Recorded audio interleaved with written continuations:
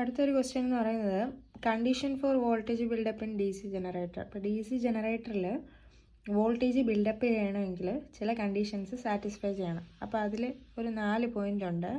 First എന്ന് പറയുന്നത് ഈ ഡി സി ജനറേറ്റർ എന്ന് പറയുന്നത് സെൽഫ് എക്സൈറ്റഡ് ആണെങ്കിൽ, അതായത് ഡി സി ഷണ്ട് ആയാലും സീരീസ് ആയാലും കോമ്പൗണ്ട് ആയാലും ഇതിനകത്ത് there must be a residual magnetism in the generator poles. അപ്പോൾ അതിനകത്ത് ഇൻബിൽഡായിട്ട് ഒരു മാഗ്നറ്റിക് പ്രോപ്പർട്ടി ഉണ്ട്, അതിനെ പറയുന്ന പേരാണ് റെസിഡ്വൽ മാഗ്നറ്റിസം എന്ന്. അപ്പോൾ അത് ഉണ്ടെങ്കിൽ മാത്രമേ ജനറേറ്റർ വോൾട്ടേജിനെ ബിൽഡപ്പ് ചെയ്യുള്ളൂ. അപ്പം there must be some residual magnetism.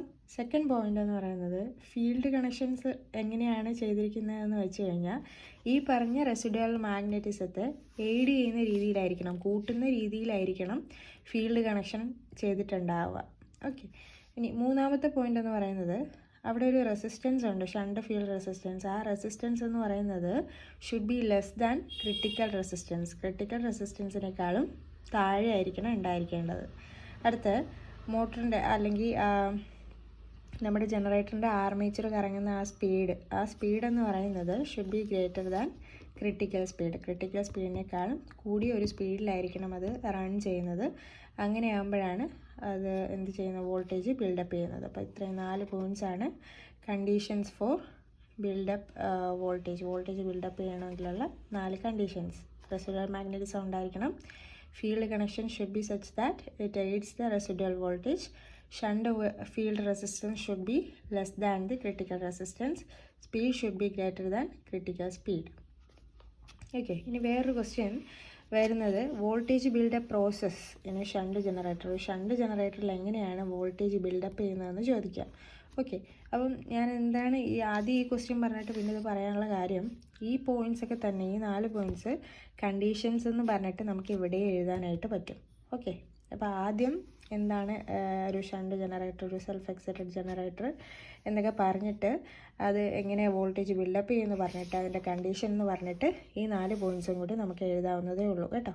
അപ്പം നമ്മൾ ആദ്യം തന്നെ ഒരു ഷണ്ട് ജനറേറ്റർ വരയ്ക്കുക. ഷണ്ട് ജനറേറ്റർ എന്ന് പറയുമ്പോൾ ആർമേച്ചറും ഫീൽഡും പാരലായിരിക്കും അല്ലേ. അവിടെ ഒരു കീ കാണിച്ചിരിക്കുന്നുണ്ട്. കീ എന്ന് പറയുന്നത് നമ്മൾ പിന്നെ ക്ലോസ് ചെയ്ത് നമ്മൾ ഈ voltage build up process open circuit ക്യാര എന്ന് പറഞ്ഞിട്ട് നമ്മൾ പഠിക്കുന്നുണ്ട്. അതും ലാബിൽ നിങ്ങൾ ചെയ്തിട്ടുണ്ടാവും. ഓക്കെ, കീ സ്വിച്ചൊക്കെ വെച്ചിട്ട് ചെയ്തിട്ടുണ്ടാവും. റെസിഡ്വൽ വോൾട്ടേജ് നിങ്ങൾ മെഷർ ചെയ്യുന്നുണ്ടാവും. ഓക്കെ, അപ്പോൾ ആ പ്രോസസ്സാണ് ഈ കാണിച്ചിരിക്കുന്നത്. അപ്പോൾ നിങ്ങളൊരു ആർമേച്ചർ വരയ്ക്കുക, അതിന് പാരലായിട്ട് ഫീൽഡ് വരയ്ക്കുക, ഒരു സ്വിച്ച് വരയ്ക്കുക. സ്വിച്ച് ഈ റെസിസ്റ്റൻസ് ഫീൽഡിലോട്ട് വരുന്ന ആ കറണ്ടിനെ കൺട്രോൾ ചെയ്യാൻ വേണ്ടിയിട്ട് ഇവിടെ ഒരു ഫീൽഡ് റെസിസ്റ്റൻസ് പ്ലേസ് ചെയ്യുക. ഓക്കെ, പിന്നെ ഇത് വരച്ചിരിക്കുന്നത് ഗ്രാഫാണ്. നമ്മൾ ഫീൽഡ് റെസിസ്റ്റൻസ് ഫീൽഡിന് സപ്ലൈ കൊടുക്കുന്നതനുസരിച്ച്, ഫീൽഡിലോട്ട് കറണ്ട് വരുന്നതനുസരിച്ച് ഇതെന്ത് ചെയ്യും, നല്ല മാഗ്നറ്റ് ആവും അല്ലേ. അപ്പോൾ മാഗ്നറ്റ് ആവുന്നതനുസരിച്ച് എന്താണ് ഫ്ലക്സിൻ്റെ അളവ് കൂടി വരും. അപ്പോൾ ഫ്ലക്സ് കട്ട് ചെയ്യുന്നതനുസരിച്ചാണ് നമുക്കിവിടെ EMF ഉണ്ടാവുക അല്ലേ. അപ്പോൾ കറണ്ട് കൂടുമ്പം, ഫീൽഡ് കറണ്ട് കൂടുമ്പം ഫ്ലക്സ് കൂടും, ഫ്ലക്സ് കൂടുന്നതനുസരിച്ച് EMF കൂടി വരും. അതാണ് ഈ കാണിച്ചിരിക്കുന്നത്. അപ്പോൾ ആദ്യം ഈവൻ ഫ്ലക്സ് ഈ പറഞ്ഞ ഫീൽഡ് കറണ്ട് 0 ആണെങ്കിൽ പോലും അവിടെ ഒരു ചെറിയ ജനറേറ്റഡ് EMF ഉണ്ട്, ചെറിയൊരു വാല്യൂ OA എന്ന് പറയുന്നത്. ആ OA എന്ന് പറയുന്നത് റെസിഡ്വൽ വോൾട്ടേജ് ആണ്. അതാണ് കാണിച്ചിരിക്കുന്നത് കേട്ടോ. അപ്പം ഫസ്റ്റ് നമ്മൾ എഴുതി തുടങ്ങുന്നത് എന്താണ്, there is always some residual magnetism present in the magnetic poles. Magnetic പോൾസിലൊരു റെസിഡ്വൽ മാഗ്നറ്റിസം കാരണം ഒരു റെസിഡ്വൽ വോൾട്ടേജ് ഉണ്ടാവും. ഓക്കെ, അപ്പോൾ ഫീൽഡ് കണക്ഷൻ എന്ന് പറയുന്നത് അത് എയ്ഡ് ചെയ്യുന്ന രീതിയിലായിരിക്കും കണക്ട് ചെയ്തിട്ടുണ്ടാവുക. അപ്പോൾ എന്ത് ചെയ്യുക, ഫസ്റ്റ് മോട്ടർ നമ്മൾ പഠിച്ച് എങ്ങനെയാണ് ഈ ജനറേറ്റ് ചെയ്യണമെങ്കിൽ, EMF ജനറേറ്റ് ചെയ്യണമെങ്കിൽ ഫാരഡേസ് ലോ അനുസരിച്ച് ഈ ഫ്ലക്സിനെ ആർമേച്ചർ കട്ട് ചെയ്യണം അല്ലേ. ഫ്ലക്സ് ഇവിടെ ഉണ്ടാകുന്ന ഫ്ലക്സിനെ ആർമേച്ചർ കട്ട് ചെയ്യണം, അപ്പോഴാണ് ഇതിനകത്ത് EMF ഉണ്ടാകുക എന്നാണ് ഫാരഡേ പറഞ്ഞത്. അപ്പം നമ്മൾ ഇത് സ്റ്റാർട്ട് ചെയ്ത് തുടങ്ങുമ്പോൾ തന്നെ എന്താ, ഇപ്പോൾ ഇത് സെൽഫ് എക്സൈറ്റഡ് ജനറേറ്ററാണ്. അപ്പോൾ ഫീൽഡിന് നമ്മൾ സെപ്പറേറ്റ് DC സോഴ്സ് ഒന്നും കൊടുത്ത് അതിനെ മാഗ്നറ്റ് ആക്കുന്നില്ല. ഓക്കെ, അപ്പോൾ ഈ വരുന്ന കറണ്ട് തന്നെയാണ് ഇങ്ങോട്ടും സപ്ലൈ ചെയ്ത് ഇത് മാഗ്നറ്റ് ആവേണ്ടത്. ഓക്കെ, അപ്പം സ്റ്റാർട്ട് ചെയ്യുന്ന സമയത്തൊന്ന് ആലോചിച്ച് നോക്കി, ഇവിടെ ഫ്ലക്സ് ഒന്നും ഇല്ലെങ്കിൽ, ഫീൽഡൊന്നും ഇല്ലെങ്കിൽ ആദ്യമേ ഇവിടെ ജനറേറ്റ് ചെയ്യില്ല അല്ലേ, വോൾട്ടേജ് 0 ആയിരിക്കും അല്ലേ. പക്ഷേ ഈ സെൽഫ് എക്സൈറ്റഡ് ജനറേറ്ററിൻ്റെ കേസിൽ എന്തുണ്ട്, ഇതിനകത്ത് ഈ ഫീൽഡിനകത്ത് ഓൾറെഡി കുറച്ച് മാഗ്നറ്റിക് പ്രോപ്പർട്ടി ഇതിനകത്ത് സ്റ്റോർഡാണ്. അതിനെ പറയുന്നത് റെസിഡ്വൽ മാഗ്നറ്റിസം എന്നാണ്. ഓക്കെ, അപ്പോൾ റെസിഡ്വൽ മാഗ്നറ്റിസം കാരണം ഇതിനകത്ത് ഓൾറെഡി കുറച്ച് എമൗണ്ട് ഫ്ലക്സ് ഉണ്ടാവും. അപ്പം ഈ മെഷീൻ ഒന്ന് സ്റ്റാർട്ട് ചെയ്ത് തുടങ്ങുന്ന സമയത്ത് ആ കുറച്ച് ഫ്ലക്സിനെ ആദ്യം കട്ട് ചെയ്യും. അപ്പോൾ എന്ത് ചെയ്യും, ഇതിനകത്ത് കുറച്ചൊരു EMF ഉണ്ടാവും, ചെറിയൊരു വാല്യൂ, ഒരു 10 വോൾട്ടോ 12 വോൾട്ടോ ഒക്കെ EMF ആദ്യം സ്റ്റാർട്ട് ചെയ്ത് തുടങ്ങും. പിന്നെ ഈ നമ്മുടെ ആർമേച്ചറിൻ്റെ സ്പീഡ് കൂടി വരുമല്ലേ.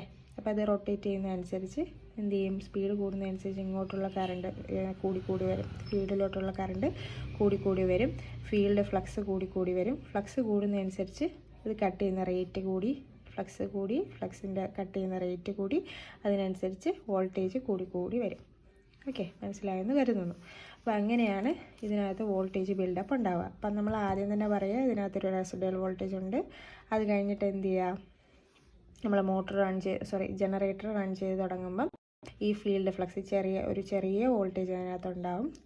പിന്നെ അപ്പോൾ എന്ത് ചെയ്യും, ഈ നമ്മുടെ ആർമേച്ചർ റൊട്ടേറ്റ് ചെയ്യുന്നതനുസരിച്ച് ഇങ്ങോട്ടുള്ള ഫീൽഡ് കറണ്ട് കൂടി വരും. ഈ ഫീൽഡ് കറണ്ട് കൂടി വരുന്നതിനനുസരിച്ച് ഇവിടുത്തെ ഫ്ലക്സിൻ്റെ അളവ് റെസിഡ്വൽ വോൾട്ടേജ് അല്ലെങ്കിൽ റെസിഡ്വൽ മാഗ്നറ്റിസം കൂടി വരും. ആ മാഗ്നറ്റിസം കൂടാണ്ട് എന്താണ്, മാഗ്നറ്റിക് പ്രോപ്പർട്ടി കൂടുതൽ നല്ല സ്ട്രോങ് മാഗ്നറ്റായിട്ട് ഈ ഫീൽഡ് മാറി വരും കറണ്ട് കൂടുന്നതനുസരിച്ച്. അപ്പോൾ സ്ട്രോങ് മാഗ്നറ്റായി വരും. അതിനനുസരിച്ച് ഔട്ട്പുട്ടിൽ കിട്ടുന്ന വോൾട്ടേജ് ഇൻക്രീസ് ചെയ്ത് വരും. Okay, there is always some residual magnetism present in the poles. Hence, there is a residual voltage present in the output terminals. The voltage will cause a current to flow through the field which will increase the pole strength. As the speed increases, output voltage increases, thereby increasing the field flux and so on. Speed കൂടുന്നതനുസരിച്ച് output voltage കൂടി വരും. അങ്ങനെ output വോൾട്ടേജിൻ്റെ ഒരു ഭാഗം അതായത് ഇവിടെ ഉണ്ടാകുന്ന generate ചെയ്യുന്ന കറണ്ടിൻ്റെ ഒരു ഭാഗം നമ്മുടെ ഫീൽഡിലോട്ട് വരുന്നുണ്ട് അല്ലേ. അപ്പോൾ ഫീൽഡ് സ്ട്രെങ്ത് കൂടി വരും. അങ്ങനെ ഫീൽഡ് സ്ട്രെങ്ത് കൂടുന്നതനുസരിച്ച് ഔട്ട്പുട്ടിലെ വോൾട്ടേജ് കൂടി വരും.